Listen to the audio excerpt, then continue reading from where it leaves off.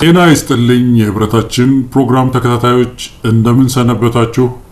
ዛሬ ይዤላችሁ የመጣሁት የመወያያ ርዕስ አዲስ አይደለም። ለዚህ ፕሮግራም ከዚህ በፊት አንድ ፕሮግራም ሰርተን ተወያይተንበታል። የእናንተንም ሀሳብ አይቼ እኔም ተምሬበታለሁኝ። ነገር ግን በጣም ወቅታዊ ስለሆነ ዛሬም ደግመን ልንወያይበት ይገባል ብዬ ነው ሀሳቡን ይዤው የመጣሁት።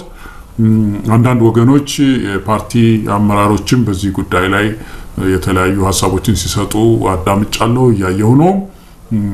ጥሩ አስተማሪ ሀሳቦች ናቸው የቀረቡት እና በዚህ ውይይታችን ላይ በእውነት አንዳንድ ሀሳቦች ካሏችሁ እነዛን ሀሳቦች እንደ ወትሮው እንድታካፍሉኝ ዛሬም በትህትና ጠይቃለሁኝ።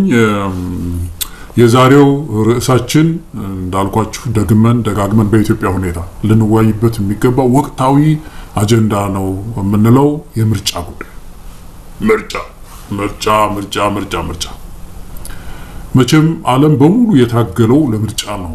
እንግዲህ የዘውዳዊ ስርዓት እንዲወድቅ የፈለገው የሪፐብሊክ የሚባለው ስርዓት እንዲመጣ የፈለገው ስልጣን እጁ እንዲገባ ነው ህዝብ የፈለገው እና የህዝብ የስልጣን ባለቤት መሆኑን የምናውቅበት አንዱ ዋና ማረጋገጫ አንዱ ማህተም ምርጫ ከሌለ በአንድ ሀገር ውስጥ የዴሞክራሲ ልምምድ በዛ ሀገር ውስጥ የለም ማለት ነው። የህዝብ የበላይነት የለም ማለት ነው እና ምርጫ አንድ ትልቅ የዴሞክራሲ ህልውና መገለጫ ነው ማለት ነው። እና በኢትዮጵያ ሁኔታ እንግዲህ ወደ 6 ምርጫ ተደረገ ተባለ። አሁን 7ኛ ልናደርግ ነው የሚባለው። እነዚህን 6 ምርጫዎች ወደ ኋላ ያየናቸው እንደሆነ በእውነት እንደ ህዝብ በጣም በኢትዮጵያ ህዝብ ላይ ጨዋታ ነው የተደረገው። ያሳዝናል፣ በእውነት በጣም ያሳዝናል። ምርጫ መጫወቻ ነው የሆኑ ባለፉት 6 የነበሩ 6 ምርጫዎች በሙሉ መጫወቻ ነው የሆኑት። ምርጫ 97 የተወሰነ መነቃቃት ነበረ፣ ህዝብም ተስፋ አድርጎ ነበረ። ነገር ግን የምታውቁት ውጤት ነው የመጣው። ህዝብ ያልፈለገው የሆነበት የተቀለበሰበት ጉዳይ ነው ሁኔታ ነው ያለውና ከዚህ የተነሳ ምርጫ 1 ምርጫ 2 ምርጫ 3 እያለን መቁጠራችን ራሱ ያስገርመኛል በጣም። እና በዛሬው ውይይታችን እንግዲህ ሰሞኑን እንደምታውቁት መንግስት የአብይ አህመድ መንግስት ምርጫ ላደርግ ነው፣ በምድሪቱ ውስጥ ምርጫ ይደረጋል፣ በእቅዱ መሰረት ይሄዳል እያለ ነው ያለውና ይሄ ጉዳይ ብዙ ኢትዮጵያውያን ያሳስበናል። ዛሬም የመወያያ ርዕስ አድርገን በዚህ ፕሮግራም ላይ ያነሳ ነው ውሳኔ፣ እንደ ዜጋ ውሳኔ ይጠይቀናል። ኢትዮጵያውያን እያንዳንዳችን ልንወስን በዚህ ጉዳይ ላይ ይገባል። እንደዚሁ ይቀጥል ይገባል። 1ኛ ምርጫ 2ኛ ምርጫ እየተባለ ህዝብ የወሰነው የማይሆንበት ሁኔታ በኢትዮጵያ ውስጥ ሊቀጥል ይገባል ወይስ መቆም አለበት? የሆነ ቦታ ቆሞ ኢትዮጵያ ወደ ሀቀኛ ምርጫ መሸጋገር አለባት የሚለው ነገር ወቅቱ ጥያቄ ሆኖ ፊታችን ነው ያለው። መታገያ ሀሳብ ሆኖ ፊታችን ነው ያለው። ስለዚህ የበለጠ ምክንያታዊ በሆነ መንገድ ልንወያይበት ይገባል ማለት ነው። እና እንዳልኳችሁ እንግዲህ ምንድነው ትንሽ በሰል እያደረግን መወያየት በተለይ በዚህ ምርጫ ጉዳይ ላይ ያስፈልጋል፣ ምክንያታዊ መሆንም ያስፈልጋልና ከዚህ በፊት ያላነሳናቸውን አንዳንድ ነጥቦች አንስተንም እንመልከት እስቲ። እንከኖች በስተዋል።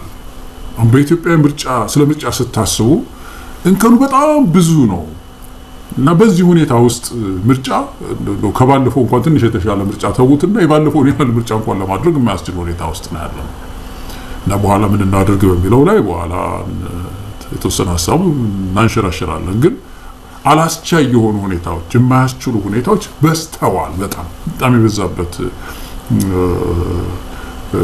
አላስቻይ ሁኔታዎች የበዙበት ምዕራፍ ላይ ነው ያለነው አሁን ይሄ 7ኛ ምርጫ የሚባለው ማለት ነው። እንግዲህ ተመልከቱ፣ የመጀመሪያው ነገር እኮ ምርጫ ሲያስብ አንድ ሀገር ምርጫ ላደርግ ነው ሲል አንድ ሀገር መጀመሪያ እኮ የምርጫ ካርታ ያስፈልጋል እኮ፣ እቅድ ያስፈልጋል እኮ። እንደምታውቀው የምርጫ ካርታ ማፕ ያስፈልጋል። ኢትዮጵያ ህዝብ ቆጠራ ካካሄደች ወደ 20 ዓመት አሁን የሚመጣው ምርጫ ሲመጣ እኮ ወደ 20 ዓመት ሊሆን ነው ማለት ነው እኮ። በጣም ያስገርማል። አንድ ልጅ ተወልዶ አድጎ ድምጽ መስጠት ያለበት ዘመን ላይ ነው። ግን በዚህ ሁሉ ያልተቆጠረ ይሄ ሁሉ 20 ዓመት የሚሆነው ኢትዮጵያ በጣም ወጣት ሀገር ነው የምትባለው ወጣቱ የሚበዛባት ማለት ነው። አንዳንድ ሀገሮች ወጣት ሀገር ይባላሉ፣ ብዙ ወጣት የሚበዛባቸው ሀገራት። ኢትዮጵያ እንደዛ ናት እና ከፍተኛ ቁጥር ያለው ወጣት ነው የሚባለው በግምት። ነገር ግን ይሄ ህዝብ አልተቆጠረም፣ ይሄ ወጣት አልተመዘገበም፣ አልተጻፈም፣ አይታወቅም። እና ይሄ ጉዳይ በሌለበት ምንድነው ህዝብ ሳይቆጠር ሳይታወቅ ሳይጻፍ ወደ ምርጫ ዘሎ መግባት ይሄ በእውነት ለአንድ ህዝብ ያሰበ መንግስት ሊያደርገው የሚገባ አይደለም። አሁን ወደ ምርጫ ለመግባት ህዝብ ቆጠራ ማካሄድ ይሄን ያህል ከባድ ስራ ሆኖ አልነበረም። ባለፉት አመታት የሁሉ 7 አመት በነበረበት ጊዜ ማካሄድ ይቻል ነበር። ነገር ግን ለተለያዩ ጉዳዮች ለማይረቡ ጉዳዮች ቅድሚያ እየሰጠ መንግስት ህዝብ አልተጻፈም፣ አልተመዘገበም። ህፃናት ምን ያህል እንዳሉ፣ ወጣቶች ምን ያህል እንዳሉ፣ አዛውንት ምን ያህል እንዳለ፣ አጠቃላይ የኢትዮጵያ ህዝብ ህይወቱ ምን እንደሚመስል እንግዲህ ህዝብ ቆጠራ ህዝብና ቤት ቆጠራ ሲባል ያለውን የአንድን ህዝብ ሁለንተናውን የሚዳስስ ስታቲስቲክስ ነው።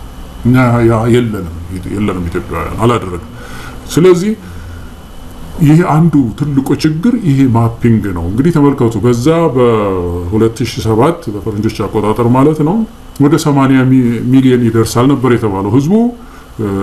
ፓርላማ እንግዲህ እያንዳንዱ የፓርላማ ተወካይ ወደ 130 ሺህ ይሁን እንደዚህ አካባቢ ህዝብ የሚወክል ሆኖ እንዲመሰረት ተደረገ።